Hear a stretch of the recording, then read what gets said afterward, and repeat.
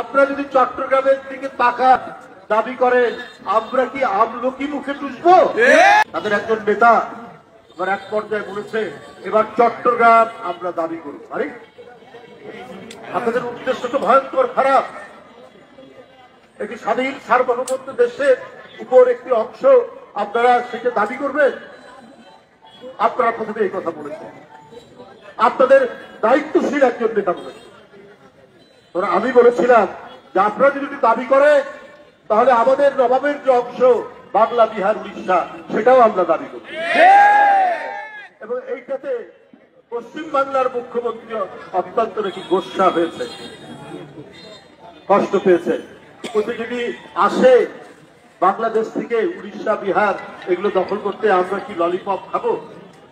তো আমিও বলে রাখি আপনারা যদি চট্টগ্রামের দিকে তাকান দাবি করেন আমরা কি আমলকি মুখে টুসবো?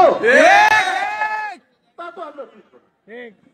আপনি মমতা ব্যানার্জি, আপনাকে আমরা জানতাম ধর্ম নিরপেক্ষ মানুষ, অসাম্প্রদায়িক মানুষ মানবতাবাদী হয়, এইটা আপনারা জানতাম। কিন্তু আপনাদের অত্যন্ত গভীরে যে কট্টর হিন্দুত্ববাদী লুকিয়ে থাকে সেটা দেখলাম যখন আপনি বললেন যে বাংলাদেশে জাতিসংঘের শান্তিরক্ষী পাঠানো দরকার।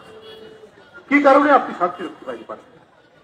আপনি অন্য দেশে কিভাবে এটা আপনি এই কথা বলতে পারেন? আপনি আন্তর্জাতিক আইন কানুন জানেন না, আপনি অর্বাচীনের মতো এই কথা বললেন। ভারতের কেউ কেউ প্রতিবাদ করে। তারপরে আপনাদের মনের মধ্যে বাংলাদেশের প্রতি কোনো সম্ভ্রম নেই, কোন বাংলাদেশের মর্যাদার প্রতি আপনাদের কোন ধরনের আপনাদের যে সম্মান দেখানো সেটি নেই। আপনারা সবসময় মনে করেন যে বাংলাদেশ আপনাদের তাবেদার নেই। এই কারণেই আপনারা শেখ হাসিনাকে অত্যন্ত প্রিয় পাত্র মনে করেন।